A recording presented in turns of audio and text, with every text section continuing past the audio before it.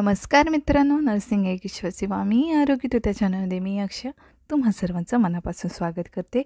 तर मित्रांनो, तुम्ही जर माझ्या चॅनलवर नवीन आले असाल तर चॅनलला सबस्क्राईब करा, व्हिडिओला लाईक करा आणि शेअर करायला नक्कीच विसरू नका. तर आजच्या व्हिडिओमध्ये आपण बघणार आहोत MSN1 मेडिकल सर्जिकल नर्सिंग. ठीक आहे, त्याच्यामध्ये विचारला जाणारा जो प्रश्न आहे कार्डियक कॅथेटरायझेशन. ठीक आहे, तर कार्डियक कॅथेटरायझेशन म्हणजे काय आहे ते आपण बघूया.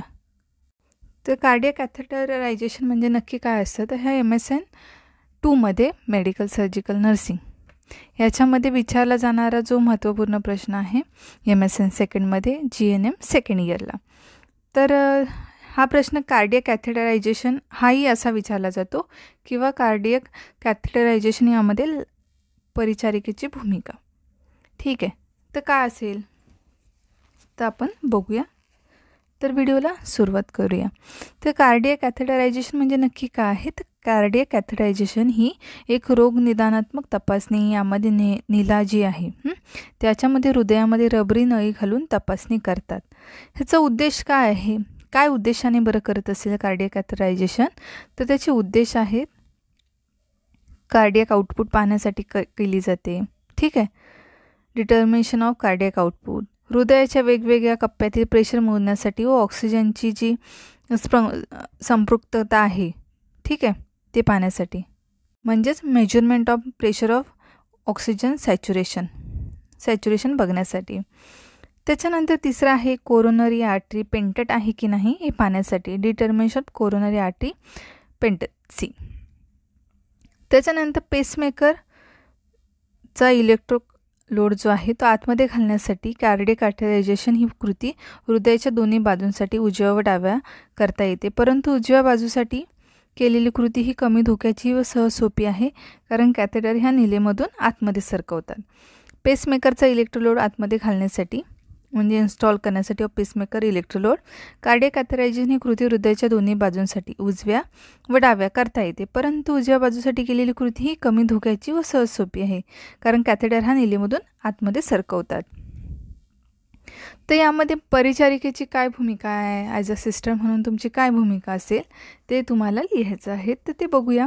आदल्या दिवशी आपण सांगायचं रोग्यास किंवा रुग्णास नातेवाईकांस संपूर्ण कृती समजावून सांगायची आहे. तसेच वेदना होत नाहीत, परंतु थोडासा गरमपणा जाणवतो व छातीमध्ये फडफडल्यासारखं.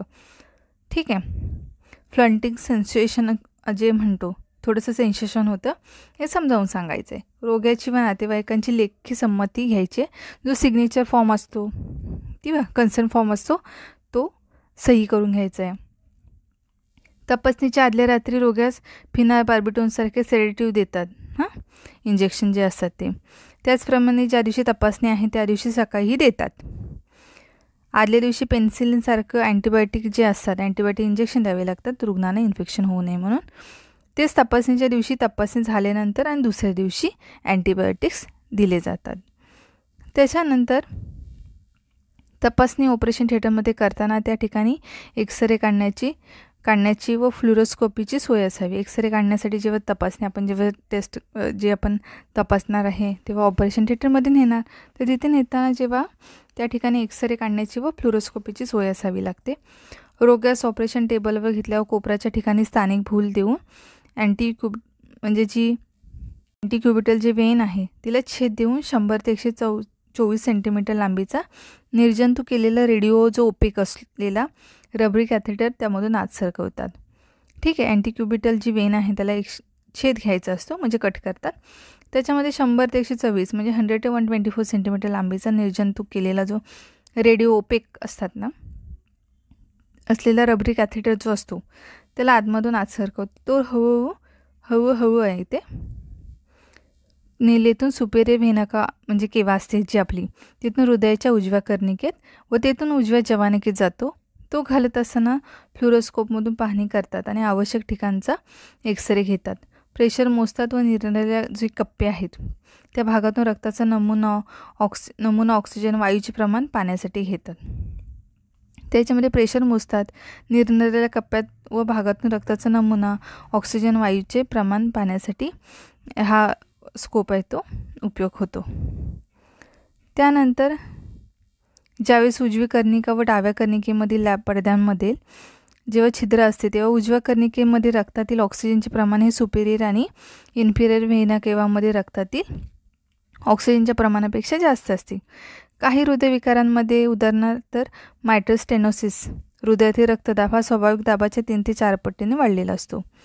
ठीक आहे. ज्यावेळेस उजवी कर्णिका व डाव्या कर्णिकेमध्ये पडद्यामध्ये छिद्र असते तेव्हा उजव्या कर्णिकेमध्ये रक्तातील ऑक्सिजनचे प्रमाण हे सुपेरियर आणि इन्फेरियर वेना केव्हामध्ये रक्तातील ऑक्सिजनच्या प्रमाणापेक्षा जास्त असते. काही हृदयविकारांमध्ये उदाहरणार्थ मायट्रल स्टेनोसिस हृदयातील रक्तदाब हा स्वाभाविक दाबाच्या 3 ते 4 पटीने वाढलेला असतो. तपासणीनंतर रोग्यास खूप थकवा आलेला असतो. टेस्ट केल्यानंतर काय होतं तर रुग्णास खूप थकवा आलेला असतो. त्याला ऑपरेशन थिएटरमधून आणल्यानंतर आरामशीर आपल्याला झोपवायचं आहे.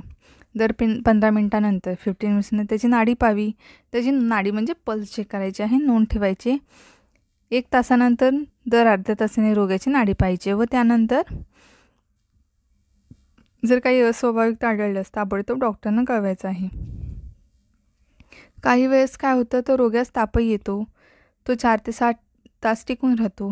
छेद घेतलेल्या जागेचे रक्तस्रावासाठी व म्हणजे सेप्सिस जो होतो, ठीक आहे, ब्लिडिंग होतं किंवा सेप्सिस होतं, जंतुदोष म्हणतो, त्याच्यासाठी निरीक्षण करायचं आहे.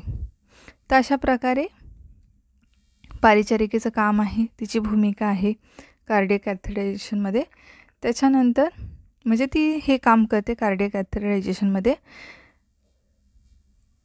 आणि कार्डियक कॅथेटरायझेशन विचारलं तरीसुद्धा आणि लॅबमधील हे तुम्हाला सेम लिहायचं आहे, तुम्हाला लिहावं लागेल. तर 5 मार्काला हा प्रश्न MSNमध्ये कंपल्सरी बऱ्याचदा विचारला गेलेला आहे.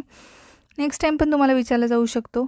हा 2024च्या MSN सेकंडमध्ये तुम्हाला विचारला गेलेला आहे, तर लक्षात घ्या.